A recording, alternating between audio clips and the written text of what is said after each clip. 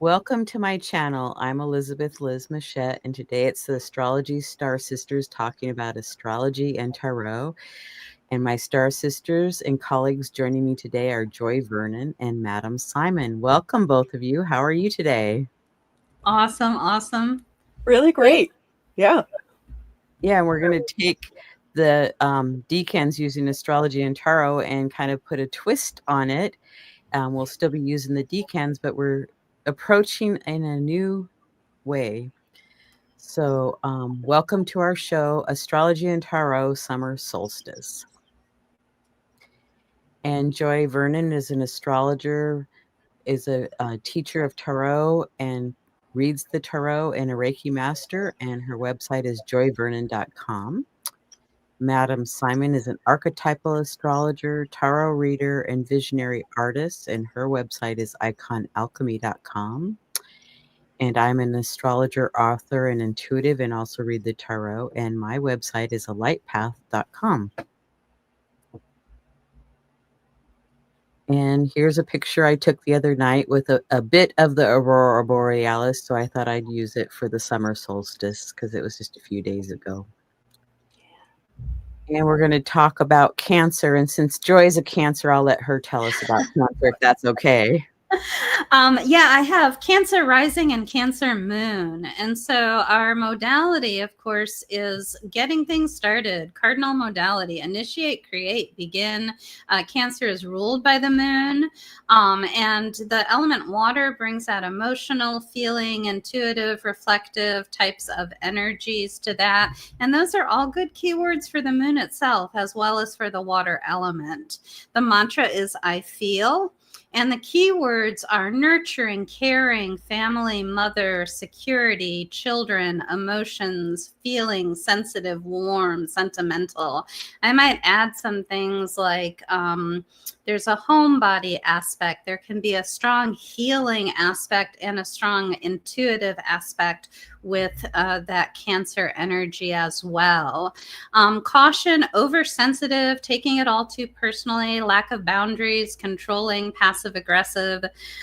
Yeah, and not only that, but because Jupiter is transiting my ascendant right now, I can give you all of the problems that happen when we get into Cancer. Jupiter in Cancer is fabulous. I have felt more lazy, more like I just want to nest, more like I want hot tea no matter how hot the day is, more like I'd rather watch Netflix than do any work. That has all been happening since this ingress into Cancer. So those are all the things that you can watch out for when you are talking about Cancer. Thank you, Joy. Madam Simon, is there anything you'd like to add? I have a Cancer midheaven, and I'm feeling exactly what you're talking about, Joy. Ever since Jupiter entered Cancer. So you are spot on. Well, and I have Cancer ascendant, but I'm having a little bit different reaction because I have Mars conjunct my ascendant. So it's like, I got to get the yard work done, and I got to do this, and I'm go. So That'll make a big difference. Okay, interesting. Nice. Okay, so we came up with doing an event chart. So we're using the time that we started the show of 3:15, and I'll let Madam Simon start us off. Okay, so right off the bat, we see that the ascendant is in Libra, which is ruled by the planet Venus. Venus is in the 7th house. And so the 7th house has to do with our relationships, okay? And our ability to interact one-on-one with people, which is really nice for our Cancer ingress show, to be in that kind of cozy space together, okay? The midheaven is ruled by the moon, which is also in that 7th house with Venus and with Chiron. Okay. And so this combination feels cozy. It's actively social with that Aries influence, but it also emphasizes creating a safe and healing space for learning and relating. We see that Mercury's up there at that midheaven, right? And so that's definitely going to be talkative, but talkative in a Cancerian way, you know, a way that is concerned with emotional safety and security, and also with being kind. Okay. That said, the seventh house is ruled by Mars, who is recently entered into Virgo and is in the 10th house in this chart. And that emphasizes action in service to public interest because it's in the 10th house, a public place. Okay. And so that seventh house is all answering to that Mars. So even though, yes, we want some coziness, yes, we want some camaraderie, we're going to be active about it. It can create for a lively environment. Would you like to add anything, Joy? Beforehand we were talking about the moon towards the end of Aries there, and we noticed that it was sextile over to the sun, which I thought was a nice relationship there. It puts both that lunar, internal, emotional, subconscious energies in a very friendly relationship with the solar, more analytical, logical, external types of energies. And it's a pretty tight sextile. And so I thought that once I saw that, I thought that that was a pretty nice relationship there. Oh, and I think that, Simon, you had also pointed out that not only technically Mercury it's on the midheaven, but it is on the 9th house side, and the Sun and Jupiter on the 9th house side. So both learning from each other as well as teaching and sharing things, I think all could fit into some of that energy there. Thank you. That's great. And we're going to go on. So, in the chart, we had the Libra rising, and that's the third decan of Libra, the Four of Swords. And we're showing the left card is the Rider Waite Smith, the Four of Swords. And on the right, we have the Four of Swords for the Thoth deck. And Joy, do you want to tell us about the Rider Waite deck or card? Yeah, sure, absolutely. And so the title for the Four of Swords is Rest from Strife. And so the idea here is that you have been actively striving for something, actively having a conflict that is going on, and have now stepped back to take a rest from it. I think this card comes up a lot with needing to rest, needing to take a break, needing to recoup your energy. I think there's a certain amount of healing energy that we get with that Four of Swords. I think the other thing that's maybe interesting for this, maybe not, but I'll go there and see what anybody else thinks. Fours have a way of being all the fours have a way of being a really nice resting place, but a lot of times it can feel, you think you're at the end of something when you're really, I always say it's from 1 to 10. And so 4 is not even halfway through that 1 to 10 sequence. But fours have this way of feeling complete and solid and like you've achieved and arrived somewhere. And so they're very ripe for giving up. And so always remember that those fours are a good resting place on your way towards something. Thank you. Well, I think of fours as foundational. And so I feel like that might have something to do with that sense of that rest on the way to something. Because if you build the foundation of a house, you don't stop there. Right? And yet there is that sense of safety and security and solidity once you have built that foundation. Yeah. So I think that really speaks to what you're talking about there. Absolutely. Yeah. Yeah, and the fours in numerology wise, it's like about building something and starting with that solid foundation. Mm-hmm. So Simon, do you want to share the Thoth card, please? So in the top deck, we see the keyword of truth for this card. If you look really closely, you can see the symbol for Jupiter up top and the symbol for Libra on the bottom.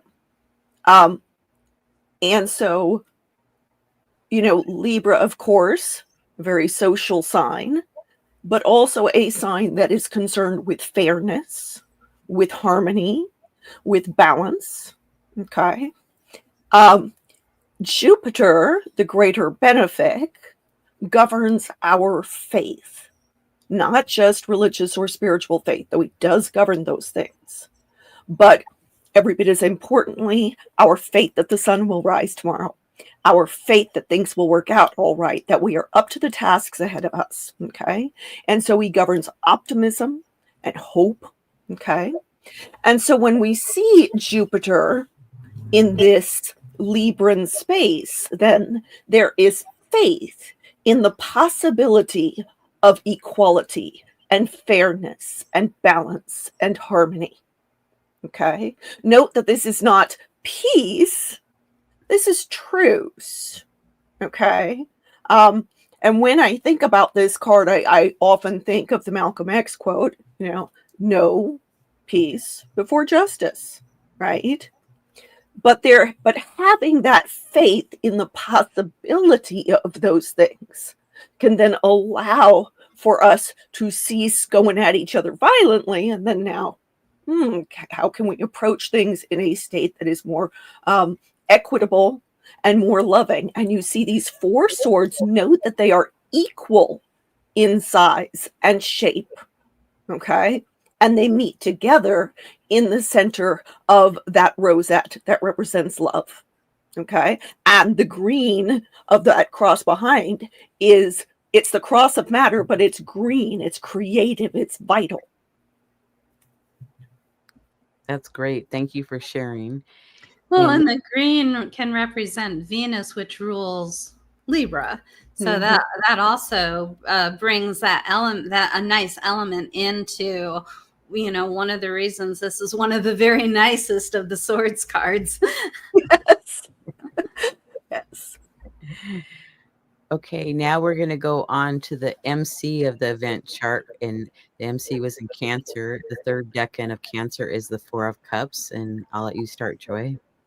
And so again, we have another 4 like we did before. And so both that foundational energy as well as this kind of stopping point on your way forward.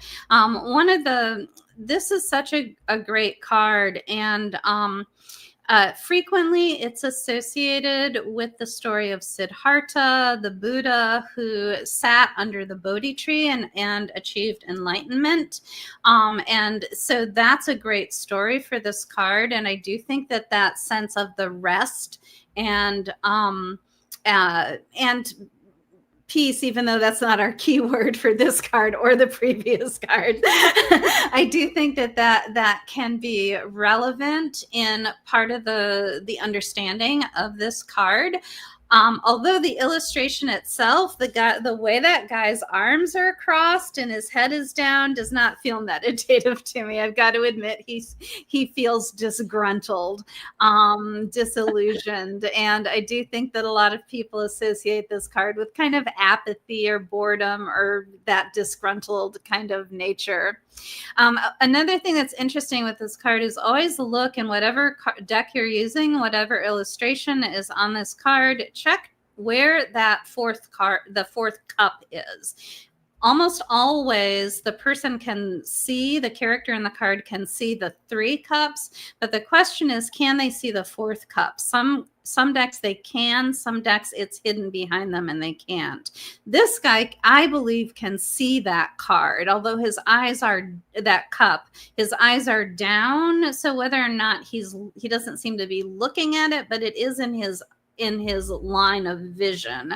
And to me, that is like a denial. That crossed arm is like, no, I don't want your cup. And that's where we get that disgruntled energy there. And it is in Cancer. It is that last decan. And so just that sense of And you can feel it, just kind of what I was saying in terms of some of the maybe the cautions with Cancer. It's like, I don't want to do anything else. Don't make me do something else. I'm comfortable. I'm settled here. I've got my tea. I don't want another task to do. Just leave me be. I think that can really speak to some of the placements that we talked about earlier, and some of the qualities of Cancer. Thanks, Joy. Do you want to tell us about the Thoth card, Simon, please? Yeah, just one little thing about that crossed arm position in that card. I actually, in body language, it's one of those things where we can feel like that somebody is closed off, walled off when they're doing that. And yet, Cancer as a sign is concerned with self-protection. And so, while yes, somebody can kind of be being a disgruntled stick in the mud, they could simply be being scared. Yeah. And I kind of feel like it's like this is a caution against making decisions from a place of fear. Going into the Thoth deck card, this one shows a keyword of luxury and the moon at the top in the sign of Cancer. So it is a very Cancerian card, right? It is the moon domiciled in its own space where it has exactly what it needs. And like you said, Joy, I mean, that could just be like, I don't want to do anything new, right? Because I've got everything I need right here. And yet, there is the acknowledgement that when you feel like you've got everything right there, that in and of itself is a luxury. Okay. It's not a permanent condition. It's something for us to appreciate what we have close to home. It also very much is valuing creating a safe emotional space. And the recognition that, not everyone gets that. So, yes, sometimes, when we're doing the Cancerian thing, we can hermit away, like a hermit crab. We can go into our shell and, maybe put some claws out because we're not certain if somebody's trying to eat us, or are they actually friendly? But we should honor our need to rest. We should honor our what is it that makes us feel safe and secure. And then recognize that, yes, that's foundational, but we still haven't built the house. Right? So we need to, take that rest for the moment and then use it to move out into the world. The moon is associated with home, family, but also early childhood. And none of us stay children forever. Exactly. Well said. And I'll add one other thing. I love what you said about the protective quality that we associate with Cancer, the shell of Cancer, and the crossed arms, because it's crossed over the solar plexus, which one denies the solar energy for a moon ruled card, but two, the solar plexus is considered in some magical traditions one of the main places of psychic energy exchange. And so to cover it or cross over it will reduce that psychic energy exchange, and so it's a really like energetically accurate motion to make when you are trying to, if the energy around you is too much and you do need to protect, that's exactly what you do. And it works. That's why we do that. So yeah, really interesting. Yeah. So now we come to the summer solstice chart. It's June 21st, Universal Time at 2:42 a.m. And it's today, June 20th at 7:42 p.m. Pacific time and 10:42 p.m. Eastern time. And the sun also on the summer solstice ingresses into the sign of Cancer. And in this chart, we have Sun conjunct Jupiter, and the moon phase is in the third quarter. And so it's making adjustments. Any other comments? Or are you ready to go to the next one? Well, the moon has just entered the sign of its exaltation in Taurus. So Venus ruled moon with a domiciled Venus. So right off the bat, that's very, very potent and very grounding, which is really nice. So yeah, that's the thing that just leaps right out at me right off the bat. And it's in the process of it's applying to making a trine with Mars, but also a square with Pluto. So the trine with Mars is nice in terms of giving us kind of an organizational instinct, an instinct to get things done, but at a nice, steady pace. It's not too frenetic in its energy, which is nice after Gemini season. But that square to Pluto does bring out some kind of underlying intensity to feelings. So I guess it's very helpful then that the moon is exalted and in this nice grounding Taurian space with backup from Venus. Any comments, Joy? We're ready to go on. I think I'll wait for the next slide. Yeah. Or okay, this is the next slide. So I was thinking the other's next slide. No, this is fine. This is fine. Let's talk about this. And so I told you guys. So we're in the first decan of Cancer, which is the Two of Cups. And this is both Sun and Jupiter that are there in that decan. And so we have the Two of Cups, which is love, both in both traditions, both the Golden Dawn title as well as the Thoth title. I mean, it's just a really, obviously it's a really nice energy. The fact that the sun is in the moon sign right now. It is the,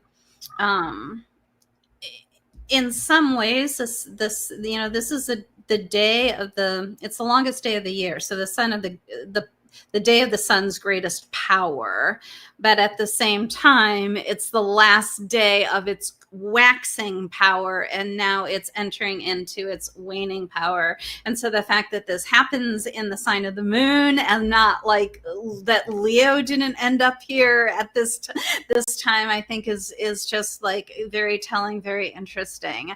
And I think there's a little bit even our sun and moon in both charts were pretty nicely sextiled in a pretty tight orb. And so it almost feels a little bit like that relationship right there that's expressed in the Two of Cups.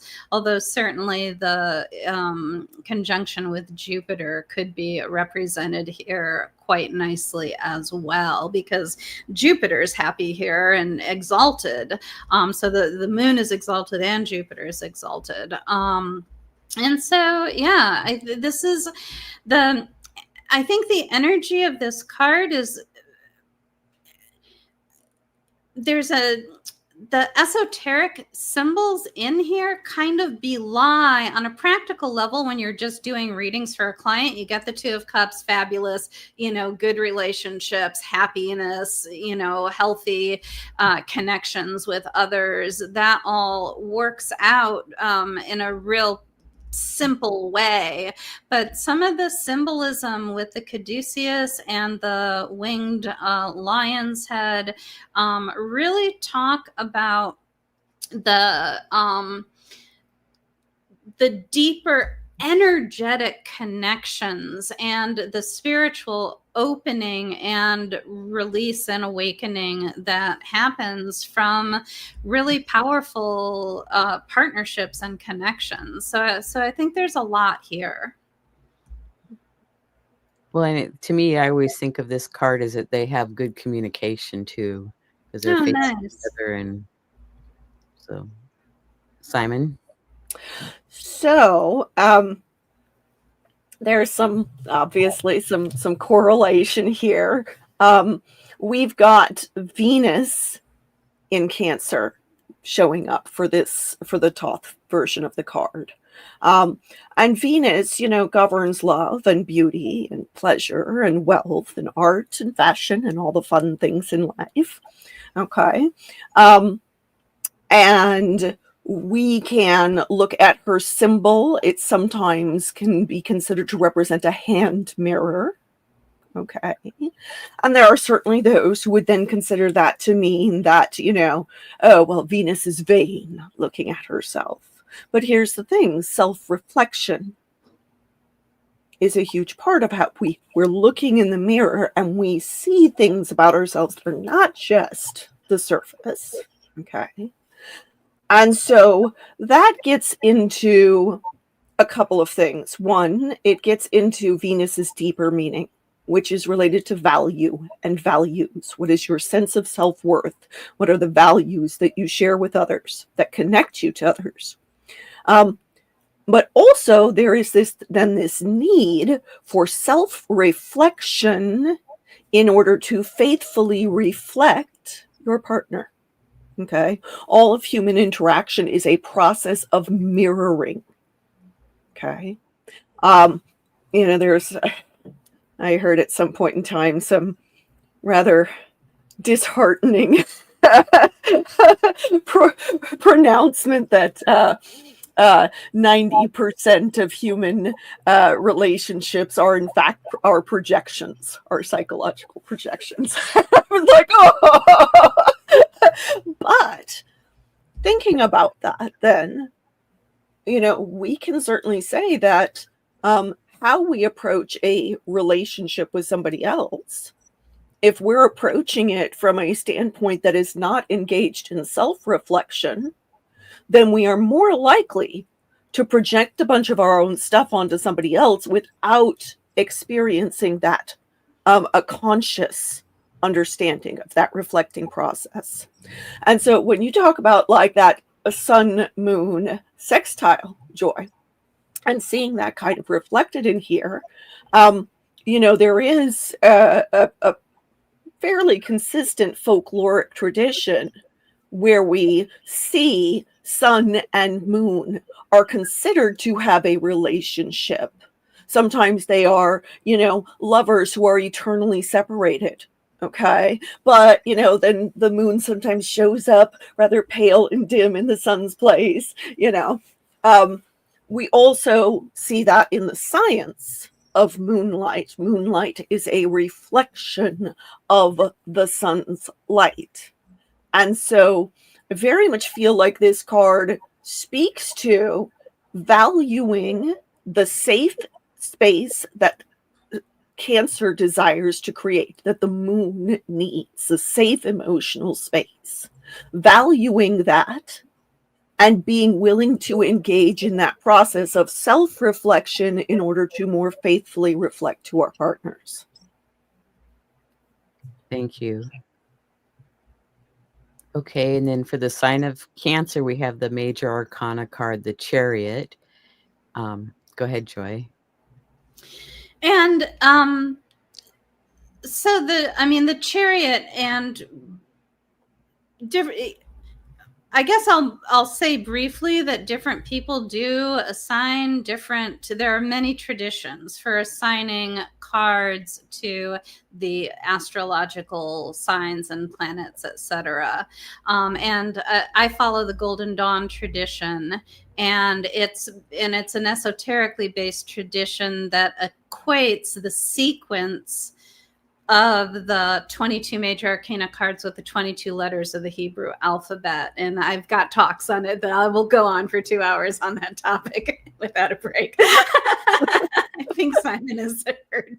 I think you both heard it. One example of me doing that. But so the chariot is, in this case, it matches the letter ket, which is a fence, and is assigned in that Hebrew tradition, in the Kabbalistic tradition, with the sign of Cancer. And that fence is an enclosure. And so we can really see that equation with Cancer as, again, that protected space, that bounded space, that shell that sets up our perimeter. And we can even see it. It's funny, the chariot in the Rider Waite Smith is such a big solid block of stone or even cement. It does not look like it could go anywhere. The guy seems like he's been the cement has been poured around him, and he seems very like fixed into that. So it does not seem nearly as movement oriented as we see over in the Thoth card.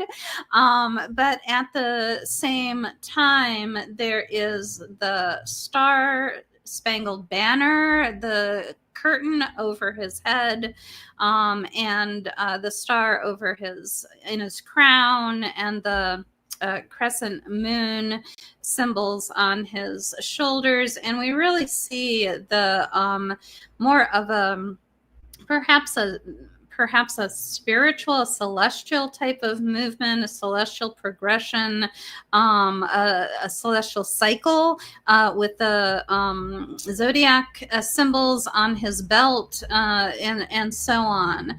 And so this, to me, I think there's a certain degree in which the solidity of this heavy chariot it grounds and protects the possibility for this maybe emotional development, maybe spiritual or celestial development.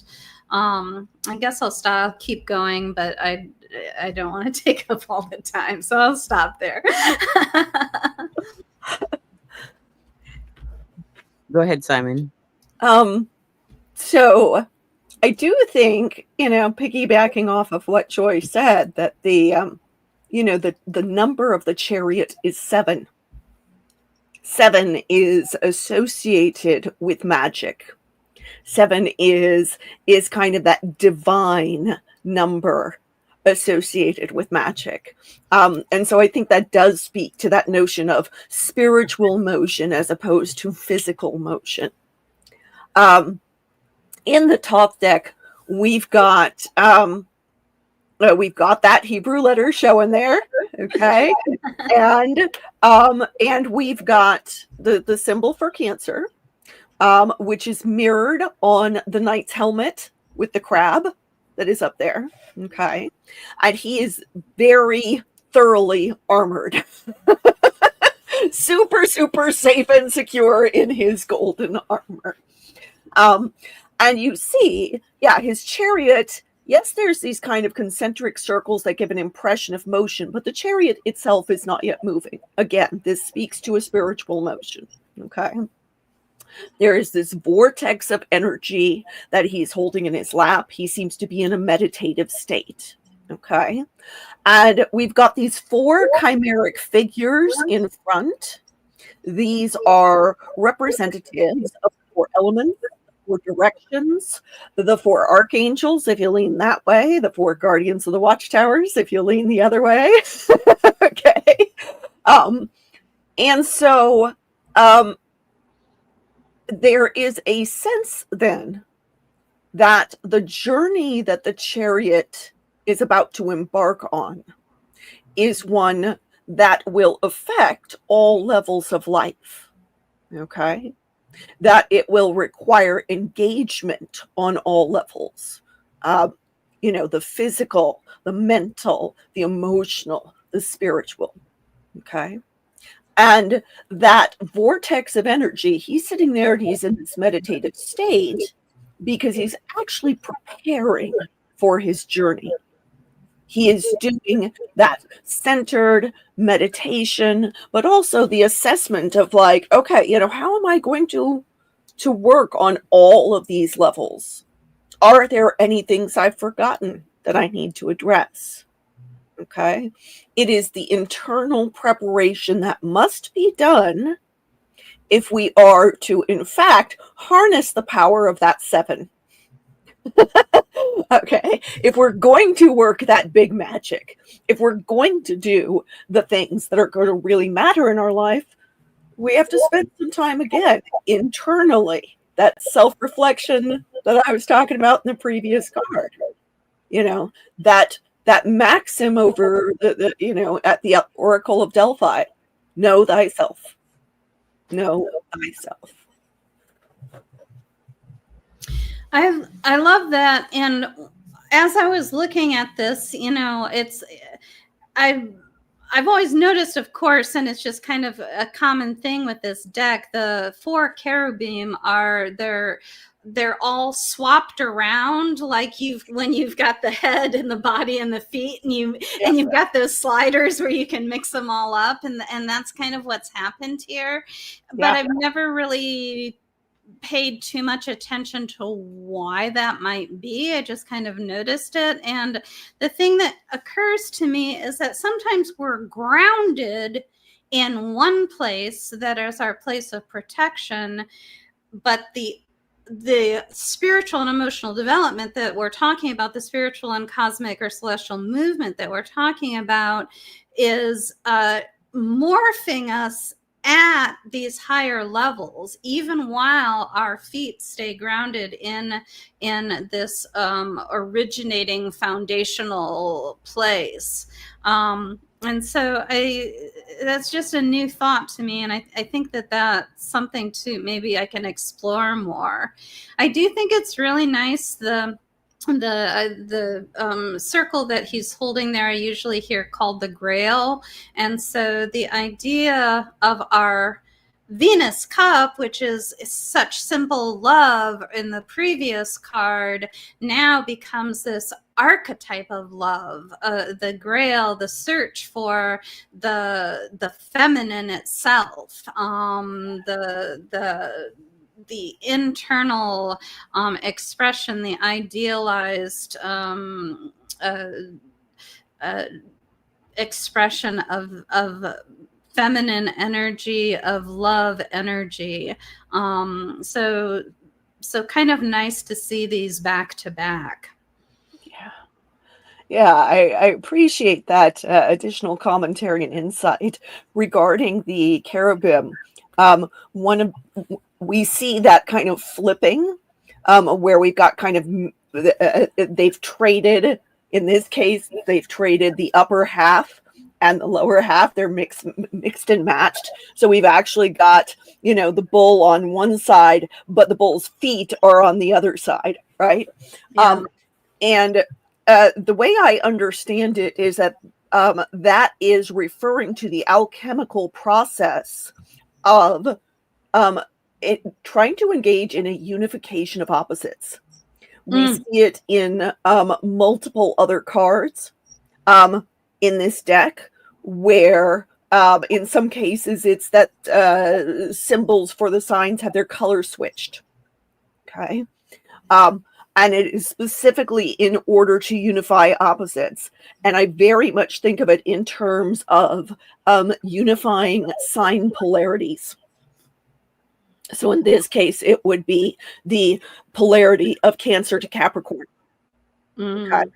And if you're, you know, when you think about it, like both Cancer and Capricorn as cardinal signs, they're initiatory. They are oriented toward movement. Okay.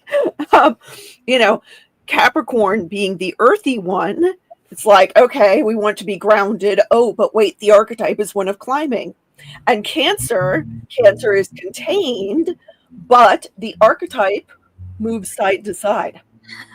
Yes. I love it. That's a chariot. Its wheels are, that's why they're not working, is because it's going a different direction. I love it.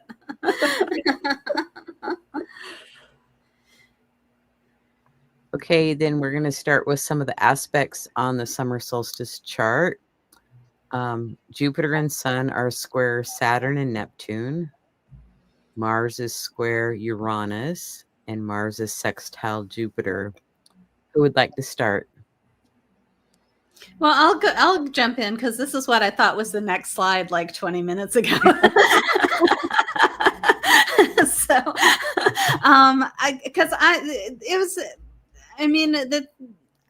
the thing that I always like, I have my things that just like immediately stand out for me, and I think that they do for most people. But that Sun Jupiter thing, just square to Saturn Neptune, just like really grabbed my attention right away.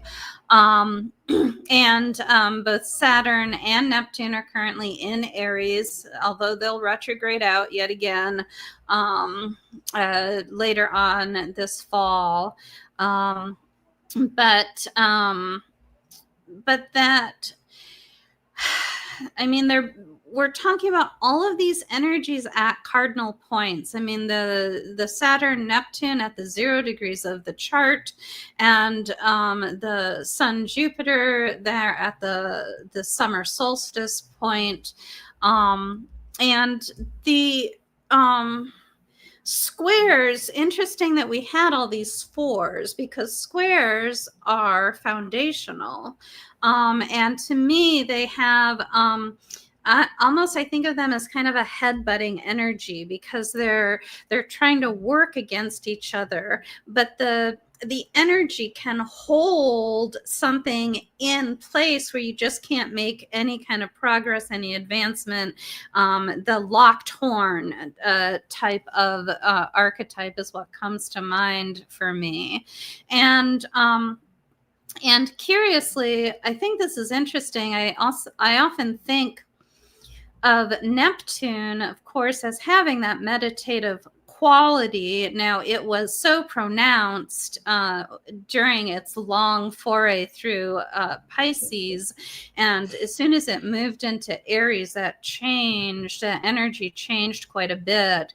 But now we've got our very intuitive Cancer with its exalted Jupiter, as well as the Sun, in this locked horn place with Neptune over there in Aries. And I don't know how much of this is my personal chart that makes me think this, but I've felt really weird shifts with my intuition lately. And it has been more recent with the Jupiter transit, which you think would just be very good for me all around.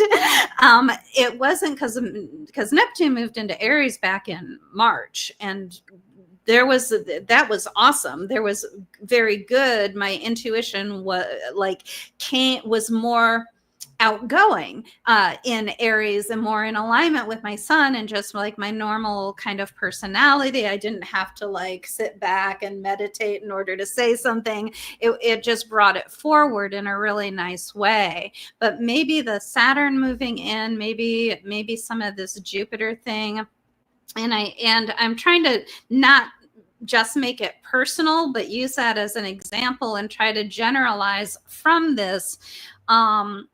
It does feel like there is a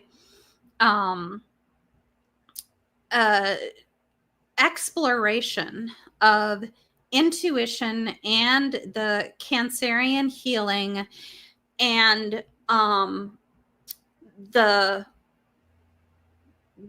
the 0 points of our Aries and Cancer, the seasonal change of that, and the Saturnian perhaps protection, but perhaps like, let's be a little bit more realistic with this. Let's use this intuition, use this healing in a way that we can build from, that we can actually put it to work.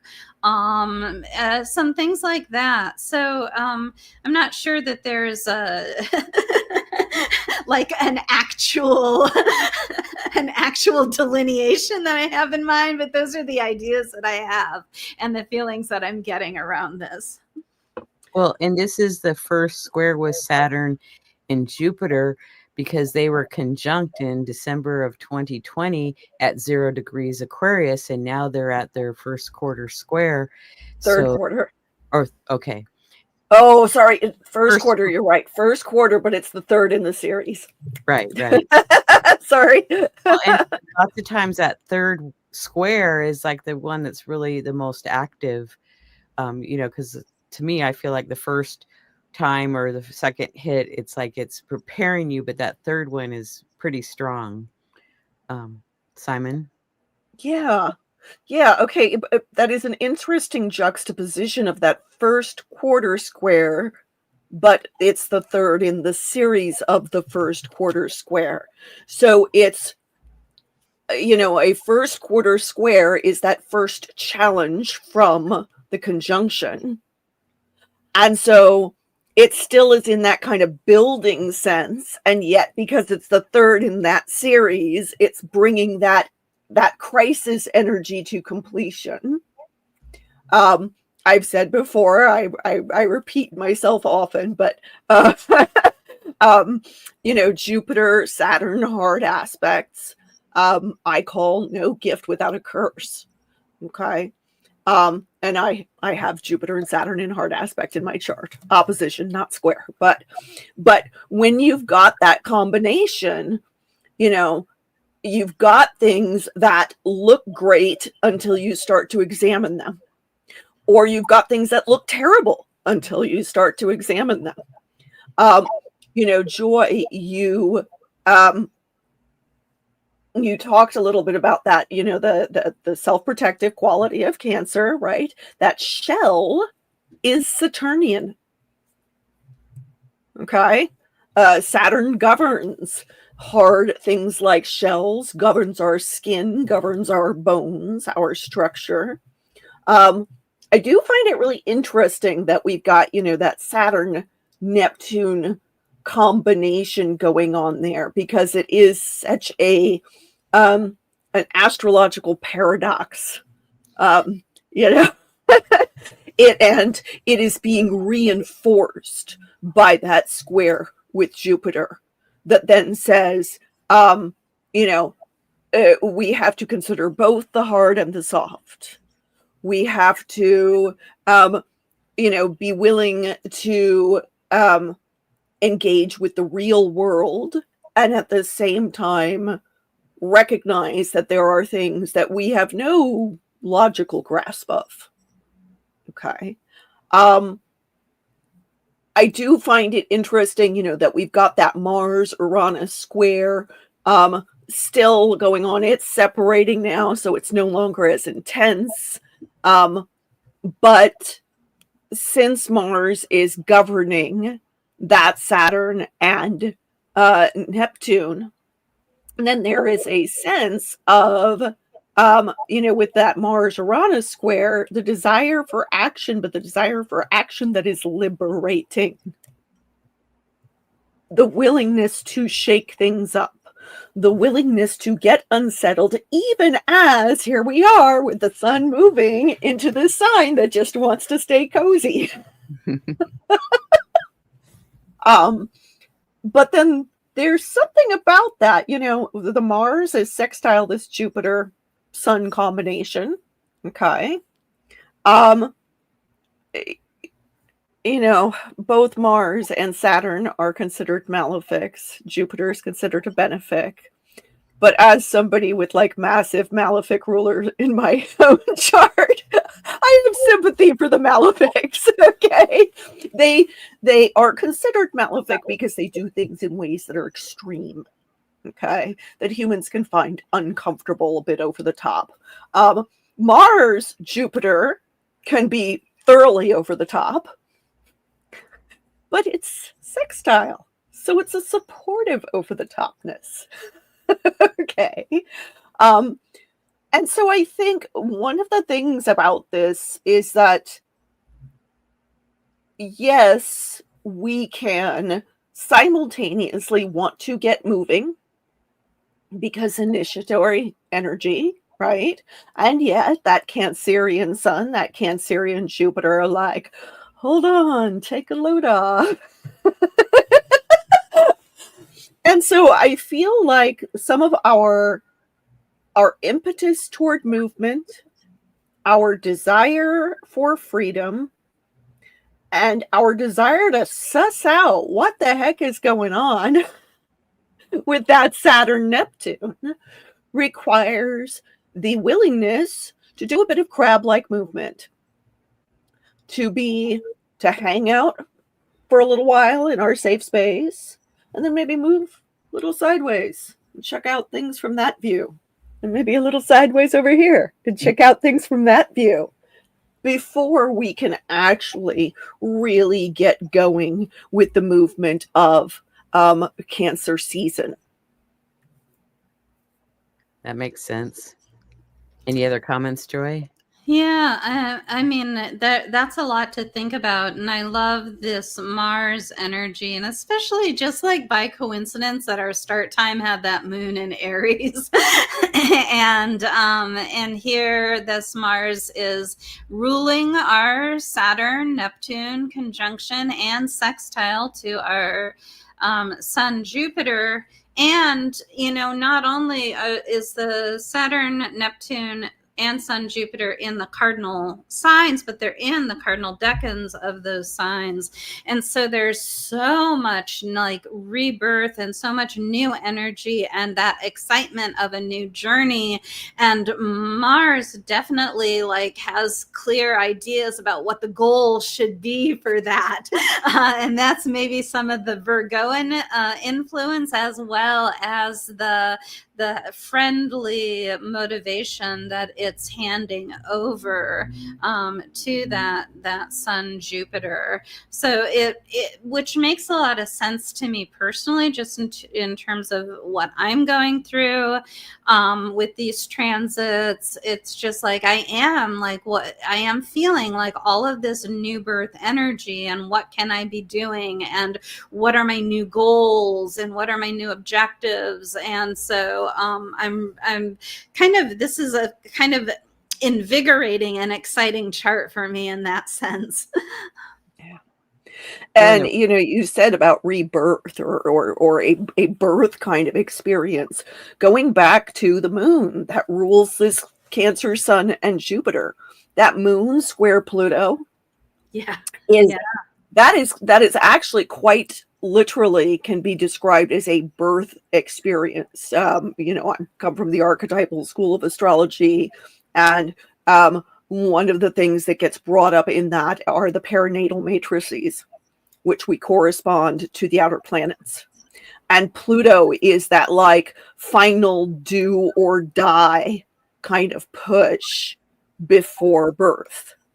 Okay. And yet here it is at beginning degrees of those fixed signs. And so what that feels like to me is the sustained energy of the need to push through. And sometimes, because this is Cancerian stuff, that means it's a slow, sustained push. It can be a gentle, sustained push, even with intensity. And Saturn, squaring that Sun Jupiter, Saturn, I love to remind people, rewards patience with the process.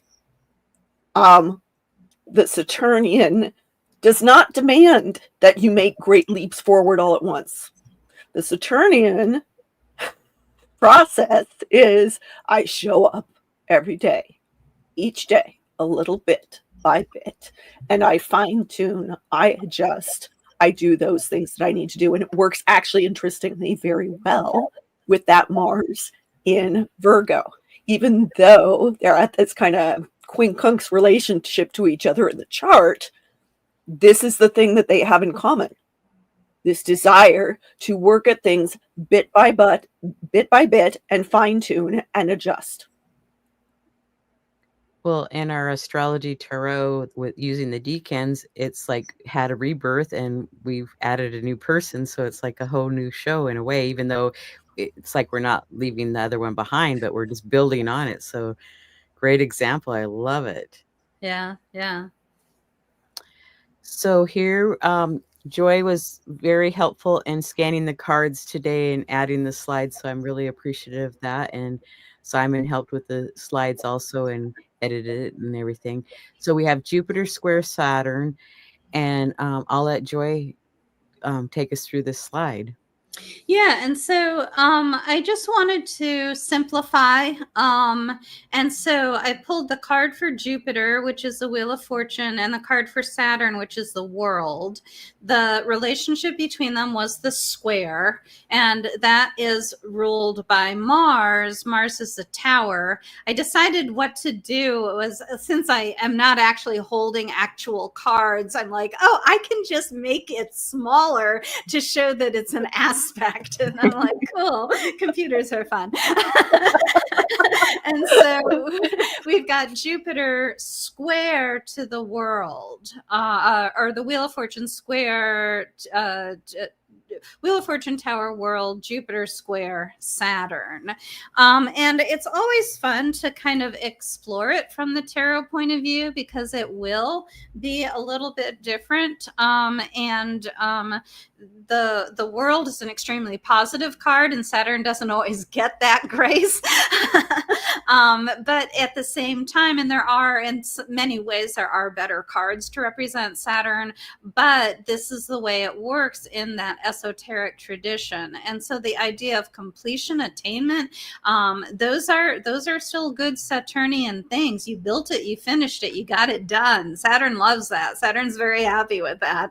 And so in Jupiter is, even though it's our benefic, if I were to choose a favorite card of these, I would choose the World over the Wheel. But the Wheel is growing and changing and working things, and Jupiter definitely, with its expansive quality, is going to work with that. And a couple other things, which is just really interesting, is that our 4 cherubim show up here in the Wheel of Fortune and in the World in the Rider Waite Smith deck, and the World, the Universe card in the Thoth. But those are the 4 cherubim that were in the Chariot card in the Thoth, and they also show up in the Thoth deck in the Hierophant. So it's different sets of cards that work these energies in the different decks. But those are the 4 fixed signs, and so these are the corners of the world, the corners of the universe, the pillars of the universe is what these 4 fixed signs are representing, and from one viewpoint. Of course, there's many viewpoints. And I always love the Wheel of Fortune compared to the World, because it is so much about potential. There is clouds, there are the wings, there are these books. There's so much that is undecided and unmanifest in that all potential Wheel of Fortune, whereas in the World, it's completely manifest, completely realized. I think that square relationship in that Tower is an upsetting, and so our full potential on the Wheel of Fortune, it is so comfortable to just sit there and just imagine all the possibilities and just be like, I can have my plan in my mind for as long as I want. And the Tower's like, no, it's time to make it happen. You've got to come down out of that beautiful image of what you're going to create, and you've got to actually make the mistakes and start doing it. And that's the way you get to that final product of the World. So some really nice, especially in our the 4 fixed signs, the cherubim and these pillars of the World are fixed signs, but we're working in that Cancer Aries square, which are the cardinal signs. So it's such a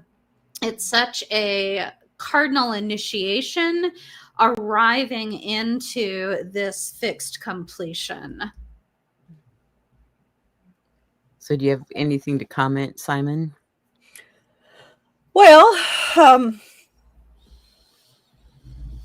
maybe we'll touch on some of that in what I talk about with the Thoth deck.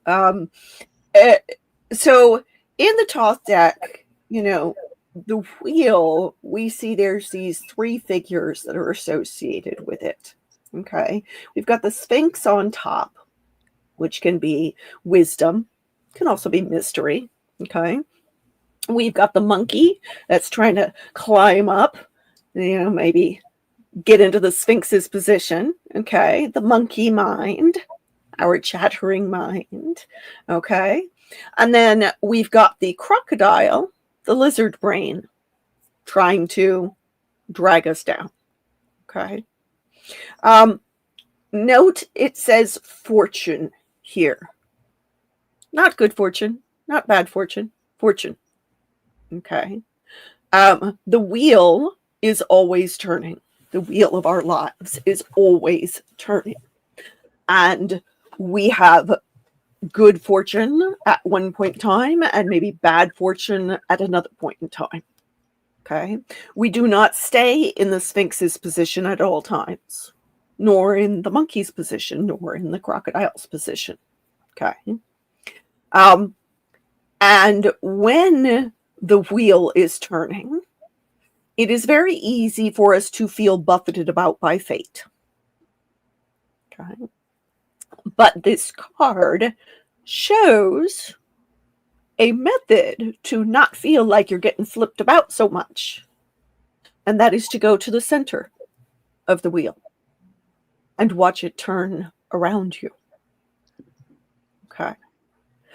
So that all of these possibilities, all of these different ways of approaching things on a mental level, really, okay, whether it's reactive lizard brain or chattering monkey mind or a wiser, more discerning point of view, okay, all of those things are part of the whole.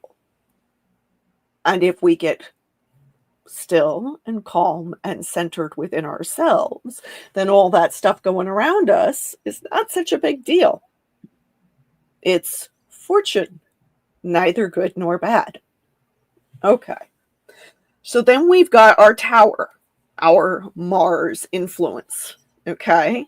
The challenge between fortune and the universe. And the tower is often seen to be like, catastrophe. Okay. And yet, what happens when we've got an old, decrepit building that is falling apart, that really should be condemned?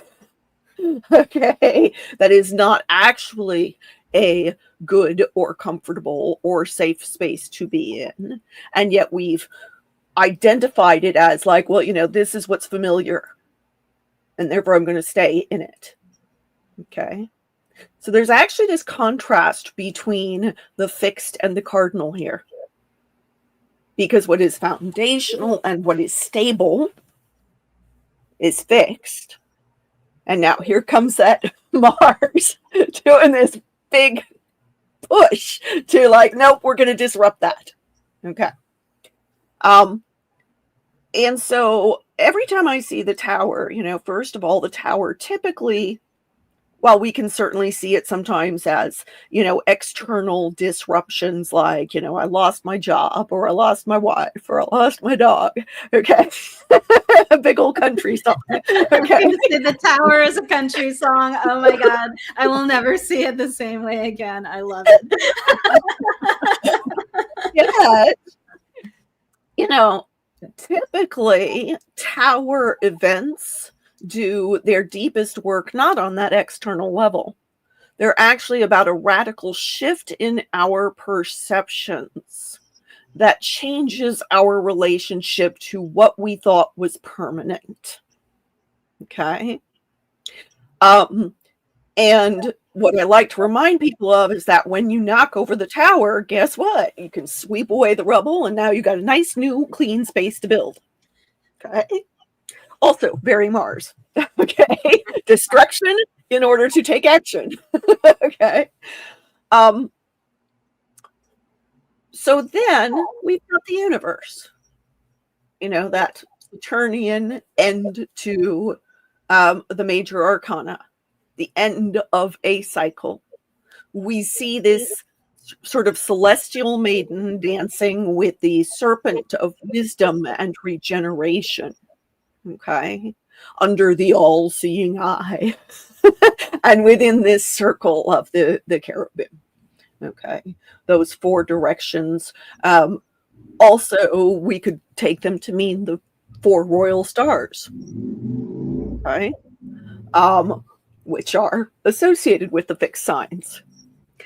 And so there is this sense, it's not just, one completed a cycle, but one needs to be in this space of aliveness and celebration and recognition of how far we have come, what we have already achieved that is now foundational to our new beginning. Okay. And when we're combining this fortune, neither good nor bad, just fortune, and this end beginning, to quote Aughra from the Dark Crystal, and begin all the same, big change. Big change. Okay. And now they are in this space where they're having those tower energies that are simultaneously linking them and challenging them. Then again, this is really that emphasis on the wheel turns as the wheel wills, okay? And the more things change, the more they remain the same. This is all part of that larger process, okay? And we are at both an end and a beginning. And that is a very potent space to be in. Both end and beginning. Not knowing good fortune or bad, just fortune. And sweeping away what is old and decrepit that should not remain, while hopefully not throwing out the baby with the bathwater. Right? Right. Exactly. Well said. Are we ready to go on to the next one? Yeah, I loving think so. this. Yeah, this is great. Okay. We have Thor's hammer with Sun, Jupiter square, Saturn, Neptune, and they are sesquiquadrate to Juno. Do we want to talk about that one first before we go into the odds and the T-square, or how do you guys want to jump into this? That Thor's hammer definitely takes some of that pressure of the that new beginnings and old stuff, and how are we dealing with it, and what's breaking apart, and what do we still keep. It's taking all of that and putting a whole lot of pressure on Juno. And Juno relates to our understanding of our promises, our commitments, the social contract. And in Scorpio is having this kind of apocalyptic reconsideration of those things. And Thor's hammers put a kind of pressure on the apex planet, or in this case, asteroid, that is that can feel like it challenges our it gives us a survival level fear. Okay. And so it's really important when we're experiencing a Thor's hammer to take deep breath and remind ourselves not to make decisions from a place of fear. That goes all the way back to that Four of Cups that we were talking about earlier. Okay. So that's my commentary on that one. I've got a question on this because I've seen Liz use this aspect before, but it's not one I learned previously. I know in the Yudes, a lot of times there's a release point towards the position opposite the apex. Is that true here too? Because it's Venus that is opposite to Juno, and they have such similar energies on the one hand. And so I'm curious how you might look at that. That's great that you pointed that out. Seriously, I love that. Because with the yod, we would have that as it would be a focused yod, is how we would describe that. And so this we could say is a focused Taurus hammer, right? I do find that that is an excellent way to look at this, as that polarity that Venus is at, domiciled in Taurus, stable, loving what is good in life and bringing what is good in life. Okay. I like to say that Taurus is good food shared with good people in a beautiful space. Okay. And so Venus then becomes the antidote to that apocalyptic level of fear and, perhaps shredding of the social contract and our commitments. Instead reminds us what it is worth committing ourselves to. What is it that is worth upholding that can help us to deal with whatever fears are being raised by the Taurus hammer for Juno. So yeah, I love it that you brought that up. One of the things, and I don't work with the asteroids, so I don't really know them, but I've got a little bit of background in mythology. And so Juno, to me, is, the wife of Zeus. There's a commitment there, but Zeus is always philandering. And so Juno's invariably angry at one person or another or him, or, she's zapping people left and right. And that does feel fairly scorpionic. But Venus, like you said, domiciled there in Taurus, 180 opposite, it feels almost like the two aspects of the goddess in terms of the jealous, vindictive, seeking revenge, scorpionic energy versus the happy, comfortable, loving, secure, stable, and it's kind of and so it's taking our Sun, Jupiter, Saturn, Neptune energies, everything we've talked about with intuition and healing and fresh starts and birth and gestation. Well, really more the birth. We're out of Pisces. All of this birth energy and bearing down on the retributive aspect of Juno and releasing back into the how can she regain her comfort, her quietude, her peacefulness, and her sovereignty. Yeah. I think it's notable that Venus here is at a world point. Okay.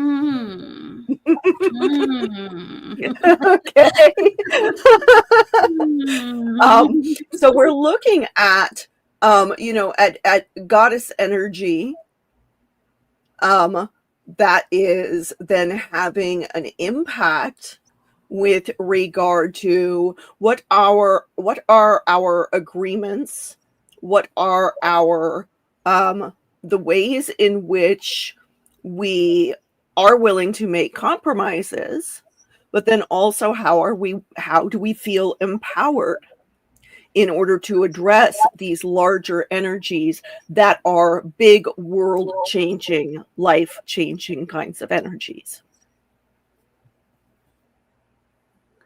I like how you said that. It was great. And that was a great question that you had, Joy. Okay, now we're going to go to the Yods, or the finger of God. and we have 2. So we have Pluto, quincunx, Sun, Jupiter, and Mars is sextile to Sun and Jupiter, and the other one is Mars, quincunx, Pluto, and Saturn, or Pluto and Saturn and Neptune, and the sextiles between Pluto and that Saturn Neptune. Do you want to start with those, Joy, or do you want Simon to start? Yeah, I'll let her go. Okay. So our yachts. It's interesting. We got a whole lot of finger pointing going on here.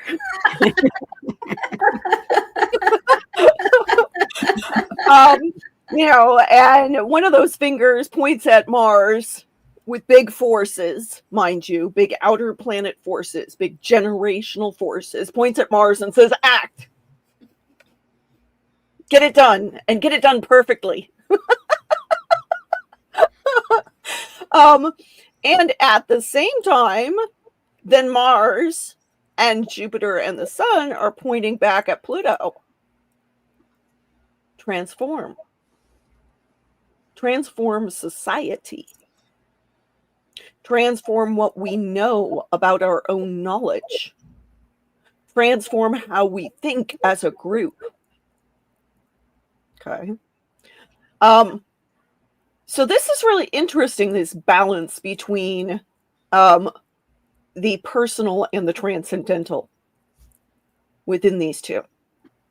And happening in this way that, at the summer solstice, at the Cancer ingress, this is a time when our consciousness is getting a reboot, right?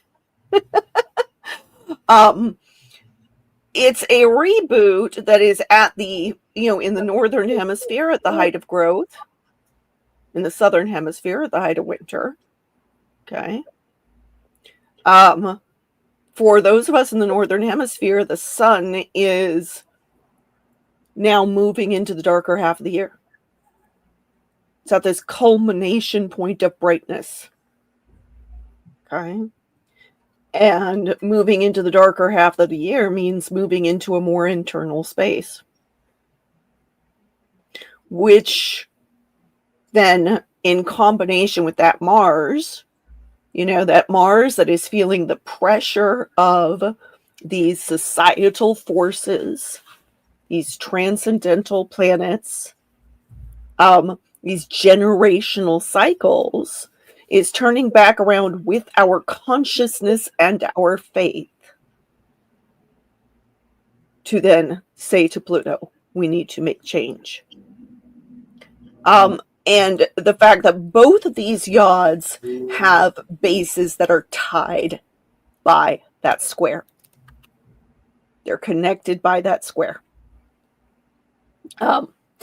Something that this is an eccentricity of my particular brand of astrology, but I really like looking at closed circuits. I really like looking at the things that all connect together like this set of aspects and configurations does. Both the Taurus hammer and the 2 yods connecting together. They are all bouncing energy off of each other. And they're doing it in a way that is both full of pressure, okay, but also very dynamic. Okay.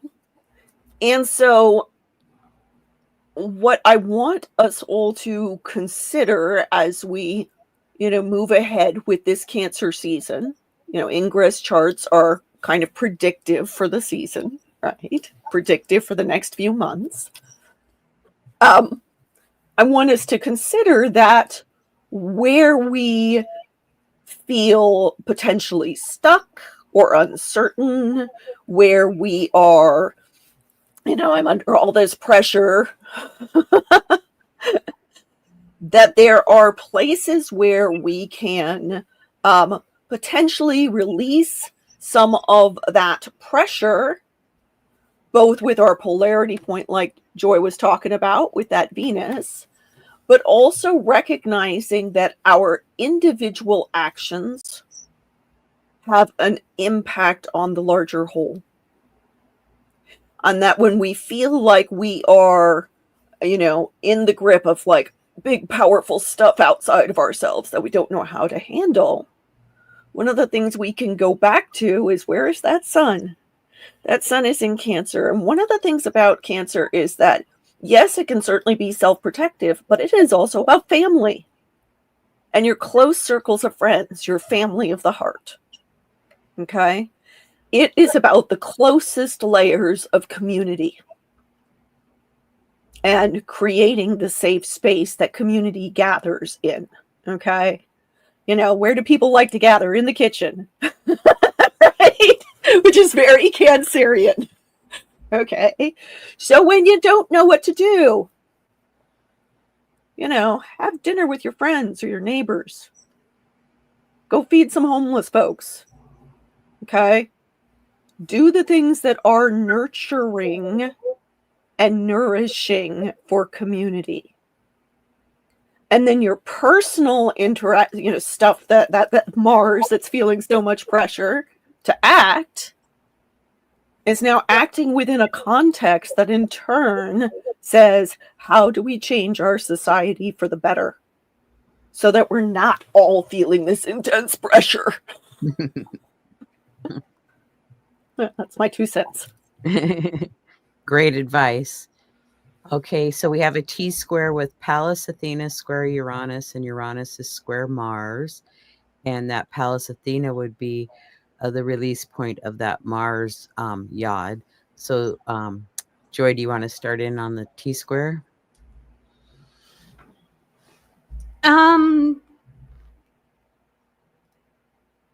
Yeah. I guess the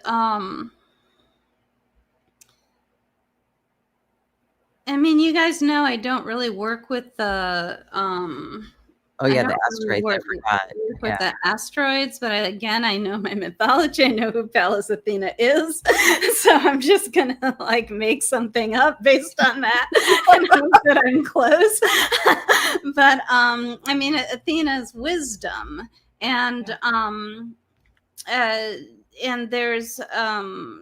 there's a certain warrior aspect to her, I believe. I think she's usually shown in armor.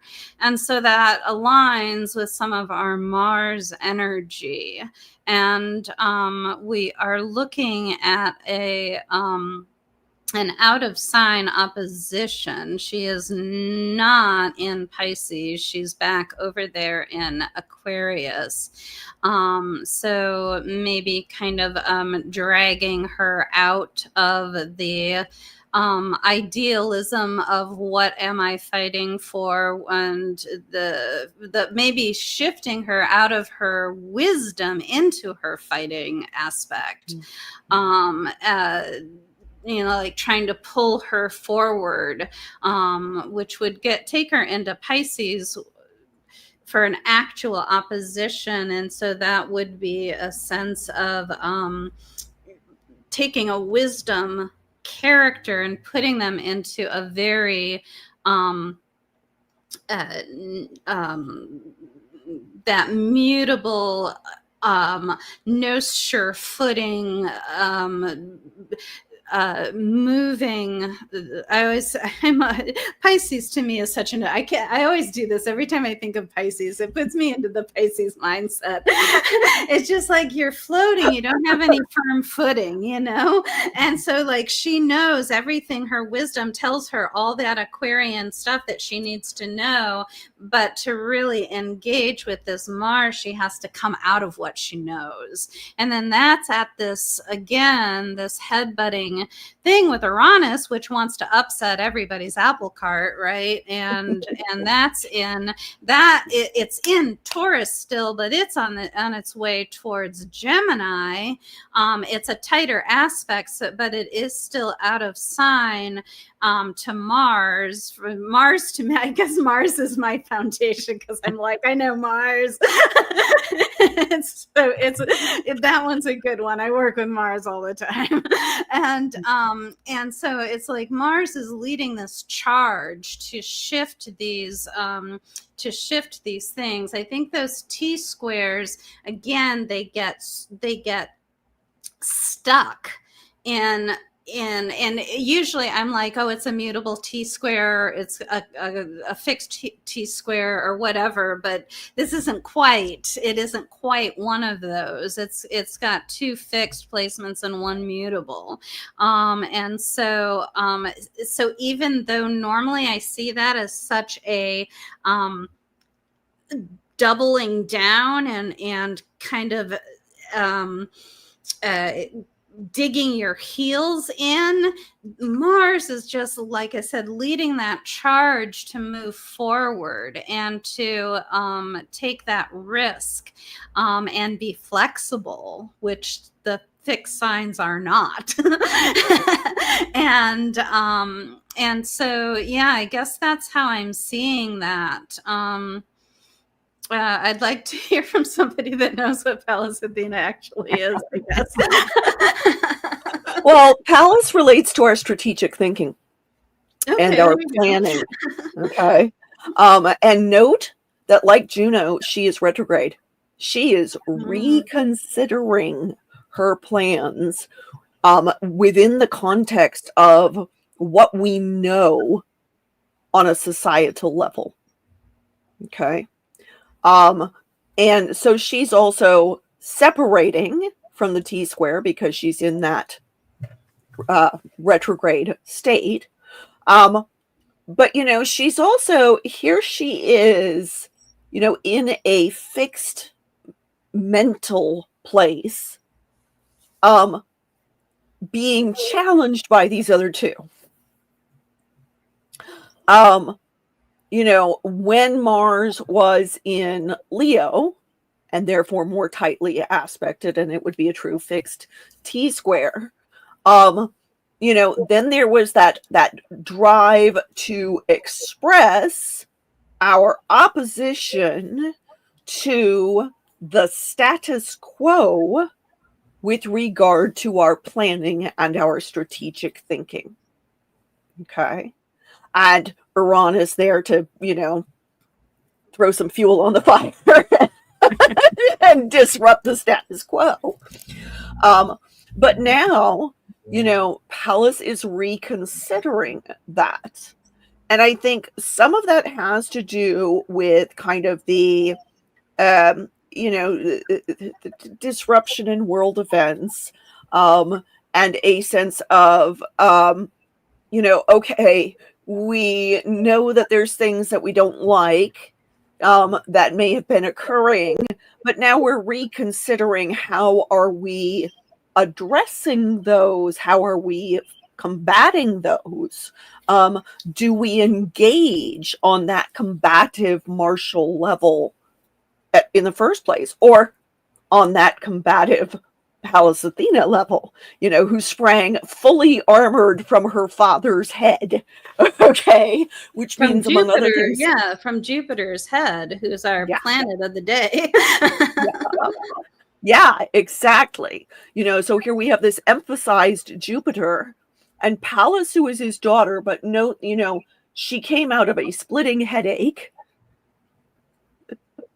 And as I recall, she is also the result of him kind of pulling a Saturn.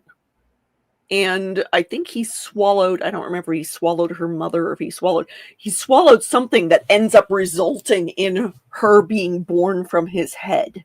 Yeah. Okay. And so, among other things, her strategic thinking is, of course, very cerebral. Her image, her concept, the idea of wisdom is a very cerebral one. She's also a weaver. Okay. Master weaver, which then has associations with the threads of fate. Okay. And so here is this kind of reconsidering of our plans, of how we address the changes going on in our society. how do we address them on both a personal level and a collective level? Personal because of Mars.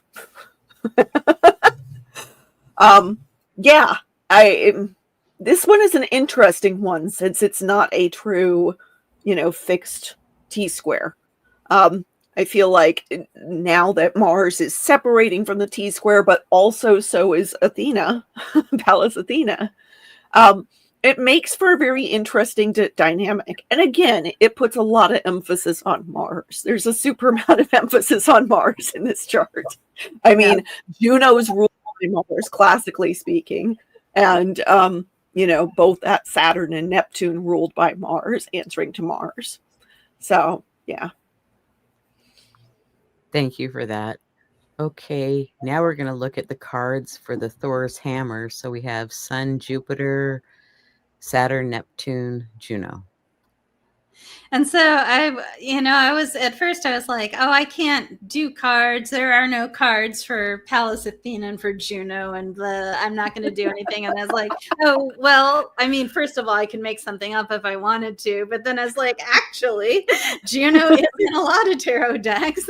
And so I went ahead and pulled some 1JJ Swiss cards off the internet and gave us Juno in the place of position 2, the High Priestess. And which I would think Juno, to me, again, I think of that wife of Zeus. And if I was to go towards a wife energy, it would probably be more the Empress. But the High Priestess is a lot more independent and unattached, but at the same time, it's like, actually, that fits Juno pretty well. I can't say that her husband was that great a husband or that reliable of a person. So yeah, the High Priestess makes pretty good sense for her. I have talks that I've done throughout the years. One of them I did on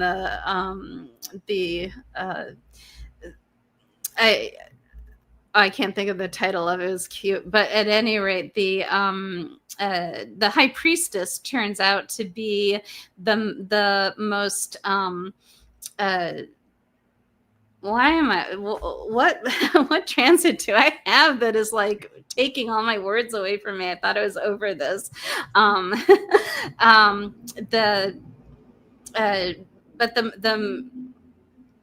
I can't even think of another word to take the place, but anyway, I'm going to have to stop because I cannot think of any words for that. So that's, I wish this wasn't live. I'm like, can we just get this? No worries. Pretend that I didn't say anything. Pretend I didn't go this direction. Rewind and start again.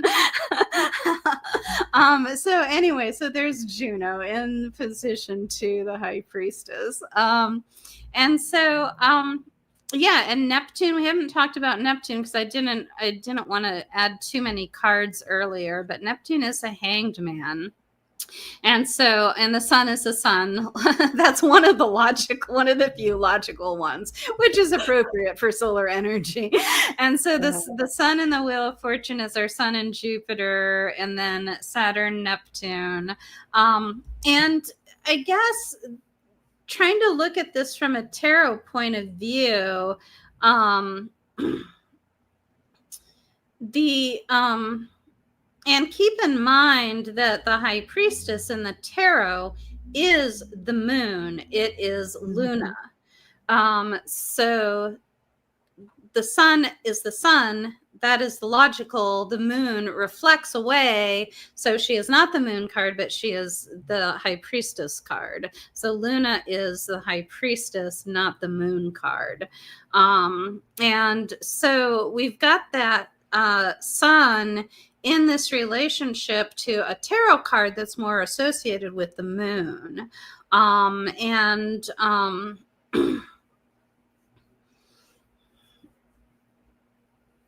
I guess that's I don't know. I guess I'm running out of things to say because I don't have anything else I want to point out. That's just more some background on the cards there.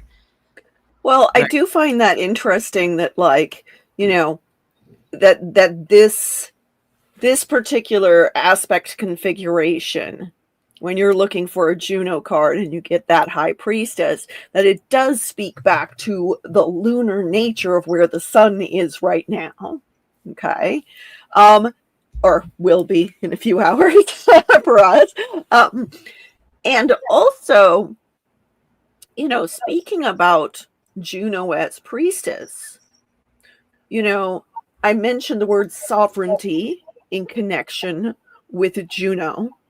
And the priestess very much is about having our own sovereignty with regard to our wisdom and our intuition. Okay. Being in a state of being clear and centered and able to receive the wisdom of the universe. And if we think about Juno, mythologically speaking, yeah, she gets painted as like, you know, this vengeful, you know, jealous wife, but it's because she's thrown off center by her husband constantly being a philandering douchebag. Okay. And Juno, when she is happy, I mean, she's the queen of heaven. She is the ultimate, like, sovereign goddess figure. Okay. And why she, you know, she relates also very much to institutions because she's upholding the institution of marriage despite her husband being a jerk. In fact, in a lot of ways, she's kind of single-handedly upholding that institution of marriage. Okay. She is already under tremendous pressure to be, you know, to somehow be queenly and dignified despite her husband, you know, screwing everything that moves. And that's a very interesting dichotomy, to be in that position of needing to project some grace and dignity and uphold an institution even when others are not. And so Juno really does relate very much to what are our oaths? What have we promised we will do, regardless of whether or not it is comfortable? And going back to the priestess, you know, getting intuitive wisdom from the universe is not always a comfortable process. Okay. Being that person who is in the temple and, you know, being the channel for the wisdom to gods, but also like having to do the process of maintaining the temple when nobody's looking. Okay. Again, that all speaks to that level of personal responsibility that we see with Juno. Like, Juno currently in Scorpio and retrograde is kind of going through what I would consider to be an afflicted state of being. Okay. But she's actually a really powerful archetype. If we want to consider, you know, what is it that we do and uphold even when others do not? And at the same time, where are we no longer willing to be victims of that? And so Juno in this retrograde state is now reconsidering her oaths, reconsidering her promises, reconsidering the institution she's been upholding. Now, it doesn't mean she's going to stop being Juno. It is in her nature to uphold her promises and these institutions. But there need to be some changes pronto. Okay? That philandering husband needs to, like, okay, stop banging that nymph over there and come back here and be a king, for goodness sake. Going back to that sun and that wheel of fortune. You know, we can certainly see Sun and Jupiter together related to leadership. And especially, you know, with Mars ruling the world and the Hanged Man. What is our vision for leadership? And what are the practical underpinnings of good leadership? You know, is it going to be punitive and authoritarian, or is it going to build something that lasts? So I would actually say that to a certain extent, Juno, even though she's in the biggest position of pressure here, is sending those questions back to the planets that are square at the base of that Taurus hammer. Yeah, I love that. And, and it occurred to me as we were talking about June, the High Priestess and the Empress, Venus is the Empress, and Venus was the opposite release point to the Juno that's receiving the funneled energy there. And the other thing that really strikes me as I look at this is how steady and stable the sun and the world look, and how descent oriented our wheel and hanged man are. And this actually shows Fortuna herself handling the wheel and somebody falling off it. And actually there's like a cliff there. So they're not just like falling to the ground, which is more a normal expression of the Wheel of Fortune, but they're falling off a cliff. And that like brought me to the Hanged Man and his own descent, and really kind of our Four of Cups going all the way back, the internal meditative kind of Buddhist transformational enlightenment energy that we get there, and how important the uncomfortable and the descent energy is to our intuition, to our spiritual connection, to our own sovereignty and sense of self and self clarity, and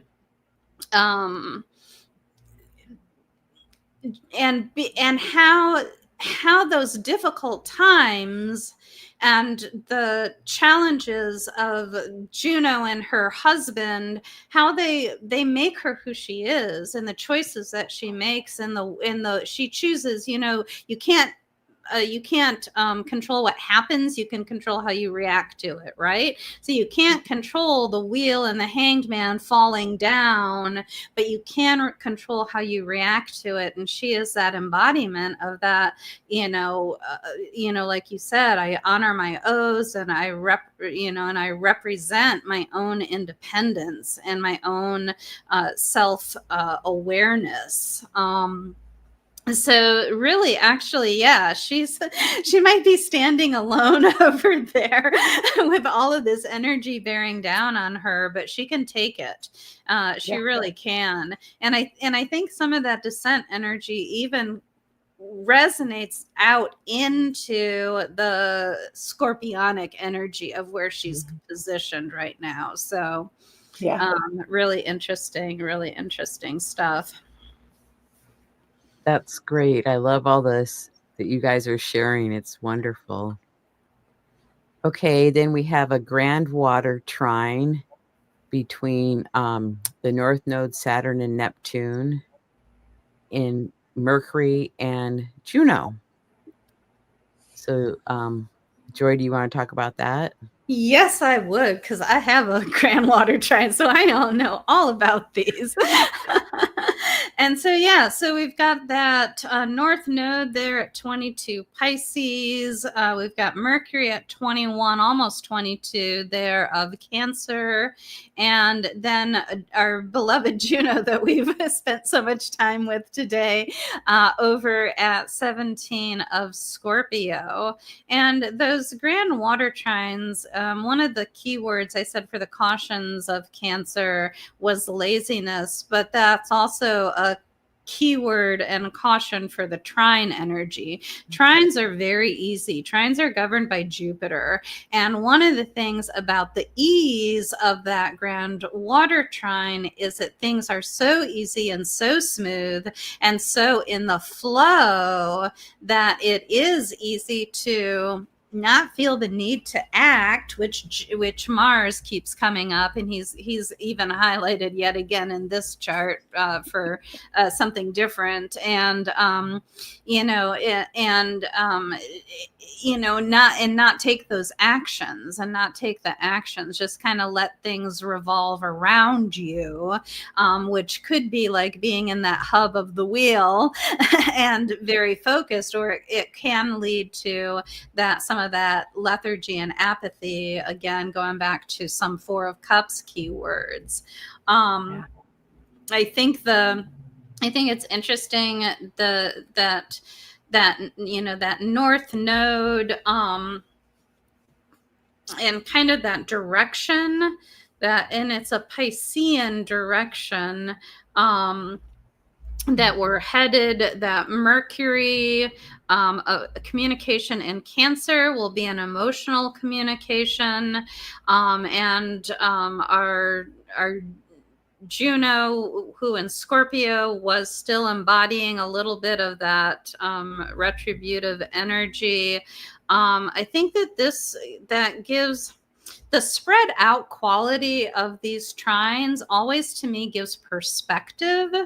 And so I think Juno here has the perspective of Mercury saying, well, I know how I feel. I can talk about how I feel. And that helps me choose a direction and where to go. So I don't know. Those are some thoughts that I have about that. Well, in a trine, I always think of a record and how we had the old record players, and the groove in there, it could get stuck in the groove and it just keeps going and going. So it's like you have a space in there that it kind of wears and it just keeps going. So sometimes it's hard to get out of that and get moving. Yeah, for sure. Well, that trine, of course, is connected to a kite, effectively, yes, with that with minor. the South Node. Yeah. Yeah.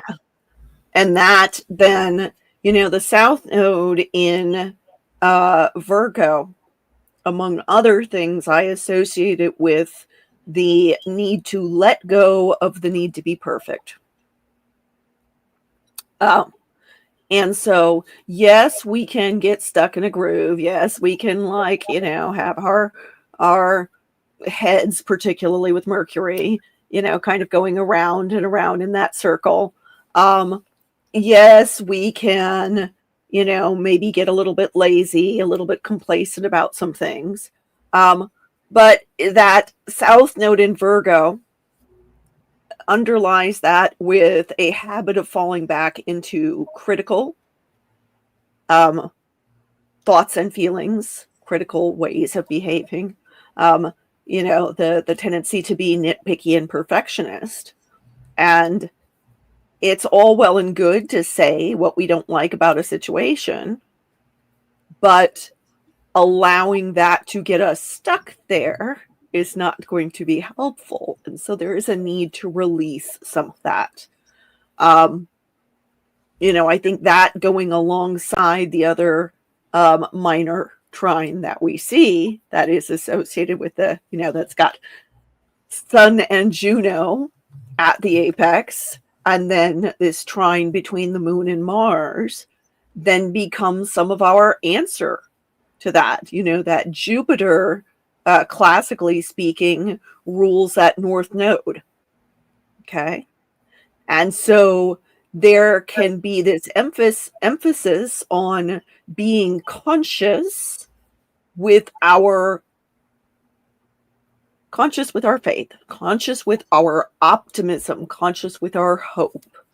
That notion of trust but verify, right?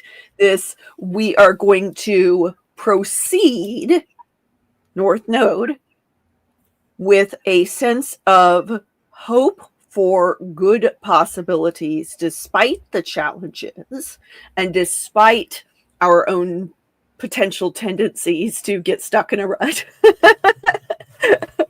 And that we're proceeding from that standpoint, backed up by steady practical emotions via the Moon exalted in Taurus, and acting with discernment, which that Mars in Virgo can be said to be. The best of Virgo is that power of discernment, that ability to fine tune over time, that ability to act with patience. And so that combination, again, I feel like, it goes back to addressing some of the challenges of the square between the Jupiter and Saturn, the need to act with patience, but at the same time to uphold some measure of faith and hope, to move forward in crafting our lives and our world in a way that allows good possibilities, while at the same time not being in a Pollyanna, everything's good and there's nothing bad kind of state of being. To be grounded in realism, even as we are hopeful. Thank you. That's great. Another comment, Joy? Yeah, I definitely appreciate the release, the South Node Virgo release of perfectionism, but I do think that the kites, to me, the kite energy, particularly the kite off of a water trine, will be an earth. And so it helps ground that perpetual movement, that water wheel turning that is going on. It's like water wheel will turn and turn and turn, but unless it is actually turning a stone inside inside the mill, it's not actually doing any work. And that kite position is the bisextile is kind of the whatever the fan belt is that connects. I have no idea how a mill works. And that connects over to that stone. And then that earthy grounding point is the stone turning and grinding. And so I think that we can redeem a little bit of our South Node in Virgo and let our perfectionism have a place. Whereas normally I would say this is something to release. I think that it gains a little bit of a place here. What do they say? The wheels of something grind exceedingly fine. Was it the wheels of time that grind exceedingly fine, something like that? And that exceeding fineness is a very Virgoan thing. And so it's just like, it gives us it gives us some of that purpose that just the water trine itself, just kind of being in the flow and not really caring about anything, it kind of gives it that purpose and focus, and sees what can we grind this down to, and where is there what can we understand, what can we realize, what can we there's I don't know, now I'm thinking of William Blake and to see the universe in a grain of sand or something like that. That feels very much grand water trine grounded out by a South Node in Virgo. I like that. We can see the South Node is technically at the head of this kite. The tail is the North Node. And, the tail can be like kind of how we steer the rudder of something. But that head is like, where is it going to? I do find it interesting. One of the things about the South Node is that while it can be a releasing energy, it can also be, it is where we feel comfortable. And so I find that interesting within the context of this Cancer ingress, this emphasis, especially with that trine, on what is comfortable, and at the same time, how can we change within the context of what is comfortable? So you may be right, like that there is this kind of process of refinement that we can see going on here. That, gives a place to Virgo perfectionism. I suspect that it's, more a matter of like, perhaps not overdo it in terms of the amount of pressure we're putting on ourselves, because there's already a lot of pressure going on in this chart. But yeah, maybe sitting there and like reworking some things that we have previously worked would also factor into this. I love that. Use the flow to our advantage. It's like, trying to roll a rock uphill can be very difficult, where if you use the energy you have to help you accomplish something, that could be very useful. Oops, I didn't mean to go through so many. So we have the cards for the Grand Water Trine, the Moon, the Chariot, and Death. Go ahead, Joy. Yeah, and so again, rather than give the entire planet plus sign plus, because I'll go into the house and I'll do the whole thing. I was thinking, what's the most important thing to focus on? Well, it's the 3 water signs themselves. And so Moon is Pisces, Chariot, Cancer, and Death is Scorpio. And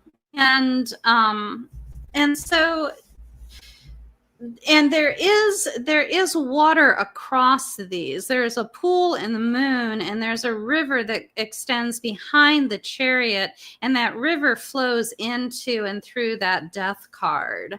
And so the Moon is a little bit of a source. And I put these in the order that Liz had written them. She had started with the North Node in Pisces. I'm like, okay, let's start with Pisces. That's good. and so that Moon, that pool in the Moon card is such a source of things, because that is that, again, it's Pisces, which has that gestational thing, and that is a crawfish coming out perhaps of the pool on its evolutionary journey. But one of the unique things about crayfish or crawfishes or crawdads or whatever you want to call them is that I actually tend to move backwards. And so it could be jerking back into the water again in that kind of protective thing. They'll kind of jerk backwards and under, like hide into the sand a little bit. And so, but this is that source energy here, and extending, through the Chariot, which has already crossed that river away from town to go on its adventure. And then the final journey, the final destination, and ultimate journey of death. You can see so much of birth and life and death in these 3 cards even. I don't know. What do you want to throw out there, Simon, for the Thoth ones? Well, the Moon is when we are at a crossroads. And what is beyond the 2 towers that are showing there? We don't know. It's kind of watery and bewitching, and it has some Neptunian glamour. Okay.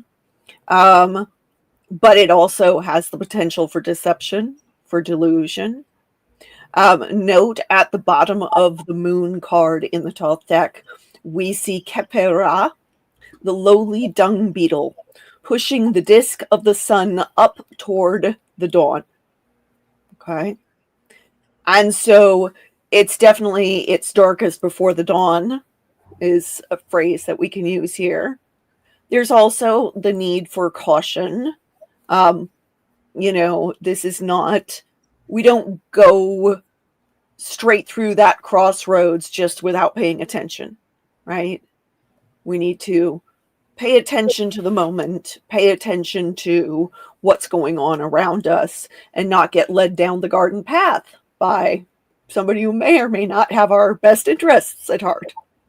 That Chariot is that need for preparation, internal preparation.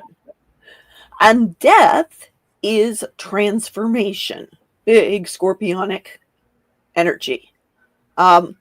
It should be remembered that while, yes, Scorpio is associated with the scorpion, it is also associated with the phoenix. Okay. And I mean, we can certainly, you know, we love that image of the phoenix rising from the ashes, but first there's the part of being in the fire. Okay. That's not so fun. Okay. I like to remind people of this scorpionic energy, and the death card's energy is very much the caterpillar who becomes a butterfly. Well, first, while it's in the cocoon, it's getting melted down. Okay. Transformation is not simply the same as change. You know, I can take a table and put a new coat of paint on it, and I have changed the table. Or I can take it apart and make it into a chair, and I have transformed the table. It becomes something fundamentally different from what it was before. And so, you know, this is big. This whole thing is big change, big transformation energy on both personal levels, because the moon's involved, right? Going back to Cancer, going back to the sign of Cancer, this is the Cancer ingress ruled by that moon. So it is very personal, but at the same time, there are big forces at work in the world, in our societies, in our communities. And so I think it's important for us to do that personal and internal work and recognize that it is within this larger context. And not everything is going to be stuff that we can deal with on our lonesome. Okay. Going back to that hanged man energy of Neptune, you know, hanged man is very much about there are big forces at work, and you sometimes just have to surrender to them. Sometimes you just have to recognize that you do not know what the heck is up. Okay. But then that goes back to that notion that you talked about with Juno of, I can't control the outside stuff. I can't even control what my philandering husband is doing, but I can control my own responses. And so doing this internal emotional work is a big part of how we control our own responses. Exactly. Well said. I love it. So we have the explanation of the decans, but the other shows that Joy and I have done, we've talked about that quite a bit. Do we need to talk about this today, or we can skip over it? I don't think we need to skip it. Yeah. Okay. Okay, why won't it go to the next slide?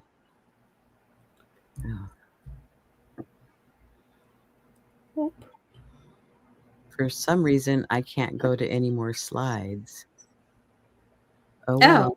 I moved through, but that's okay. Yeah, I just saw it move through all of them. Oh, you did? Because I wasn't seeing any of them. So let me see, because it shows that it's stuck on the decan one for me. So interesting. Anyway, I want to thank our audience for joining us today, and I want to thank my Astrology Star Sisters for doing this project with me. Do you guys still want to pull a card to finish up the show? I think that could be useful. It might be fun. Okay. Should I pull one from my deck and you pull one from yours? Yeah, I think that's a good idea. It's been a lot of fun. I've enjoyed doing this, and the different ideas that have come up. It's been fantastic. Yeah, this was a great conversation. That Mercury at the midheaven, what a great chart for. So what are we asking? Like, how to use all of these energies that we talked about? Because as you said, this ingress chart lasts through the next seasonal ingress, and so it lasts through the vernal through the fall equinox. So what is that our thing? How to use these energies over the next 3 months? Yes, I think that would be great. Okay, awesome. because that can be helpful to our audience and even ourselves for that matter. Yeah.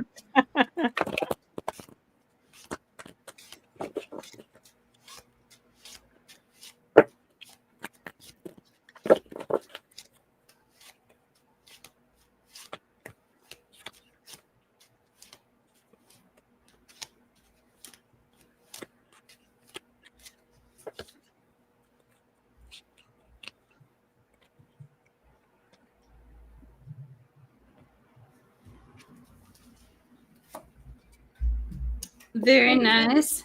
I get Temperance, which of course is going to be such a balancing energy, and it has both, and you can see it in the illustration. She's at a well, and she's pouring from an urn into a cup or a chalice, but there are all these candles above.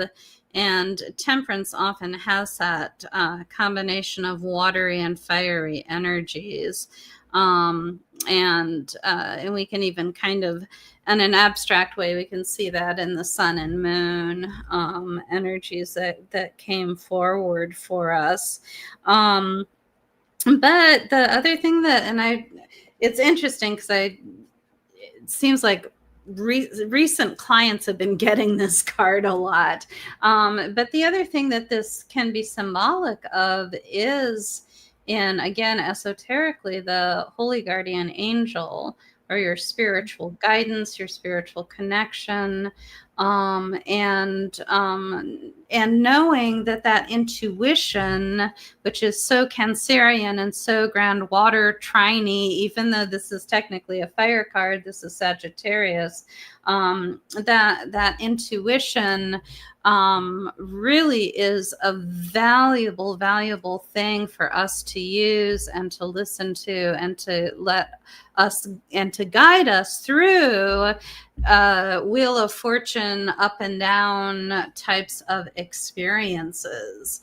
And Jupiter, that Wheel of Fortune, is here in Cancer in this intuition. And so is it going to be like the Wheel of Fortune and bring us greater heights of our intuition and deeper depths and scorpionic kind of Juno depths of our intuition? And how can we balance that, and how can we use the depth of that to rise up as Temperance wants to elevate and to rise? How can we use that to rise up during these next 3 months? Thank you. Here. Well, I got the Knight of Discs reversed. So I'm showing him to you reversed right now, but here he is upright, so we get a good look at his image. So our Mars placement.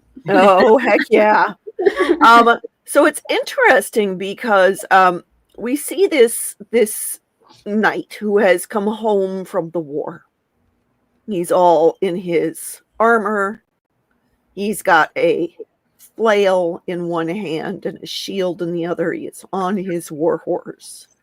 But he's arrived and he realizes, oh, I've arrived just in time for the harvest to need to be brought in, which means no rest, right? No rest for the weary warrior. But you look at his bodily posture and he's like, oh no, I got this, right? He's very upright. He looks at all the other fields. It's not just the field he's standing in, it's all the fields up that mountainside. Okay. But he's like, I got this flail can become a threshing implement. My shield can hold grain. His war horse is like, I'll help you deal with some of that grain. Right. Now that normally would then say, there is lots of work ahead of you, but you got this. That is how I would normally interpret this. However, we're looking at it reversed. Now, that doesn't mean you don't got this. Let me say that right off the bat. But what I do think it means is work smarter, not harder. I think this leans into that South Node in Virgo. What work can you do that builds on your strengths, that keeps you on some level comfortable and rested, in keeping with that trine to the moon from Mars in Virgo? What is it that is doing the work on levels that are not this massive, like, oh my goodness, you got to push through stuff, but rather, again, getting back to that little bits. You know, how can you handle things incrementally, and how can you take care of yourself while you're doing this? Because it's all well and good for this warrior here to look all like upright and I've got this. But speaking from experience, you can do the hard push through an awful lot of work and feel like you got this until the moment you don't. Okay? And anytime we've got Mars energy, anytime we've got big square energy, there's always the potential for burnout. And so rather than letting ourselves get burnt out on the things that we need to do, I would say there is a need to lean into what speaks to your heart, but in a comforting, comfortable way, in a Cancerian way. It doesn't mean we don't learn. It doesn't mean we don't grow. It doesn't mean we don't challenge ourselves, but we need to do so in ways that we can handle. And that's actually something that I like to do with regard to the tarot, because there are times when we are feeling very vulnerable and fragile and tender and raw, and oh my goodness, this is too much. When I feel like that and I go to my deck, I ask it specifically, please give me this information in a way I can handle. Please give it to me in a way that I can act on in my current raw and tender and vulnerable space, in my Cancerian space. So that's what I'll leave us with. Thank you. I love it. So to get a hold of Joy, her website's joyvernon.com. And do you have any upcoming classes or events, Joy? I just always refer people over to my meetup, the Greater Seattle. It's now called, I changed the name. It's now called the Greater Seattle Astrology Tarot Reiki Meetup, just because I've always done I've always done a variety of things, but it seemed better to identify it correctly. But yeah, Greater Seattle Astrology Tarot Reiki Meetup. I have in-person events, I have online events, and so anybody can find things there. And of course, my website, you can always check and see what classes there are, but those even classes will get advertised usually over in the meetup. Thank you. And Madam Simon's website is iconalchemy.com. And any events you're doing in the near future? Actually, tomorrow I will be at Aura Song Gifts in Auburn, Washington, doing tarot readings for they've got an anniversary event that they've got going on with other readers. So should be a great time. I love doing in-person readings there. So if you happen to be in the area, please stop by. And we all do consultations and have newsletters. So we appreciate you contacting us if you're ready for a consultation in astrology or tarot. Anything that I've missed that we want to say before we sign off? Okay, well, thank you both for being here. And I want to thank our audience again. And we're going to say goodbye for now, and we'll see you next time.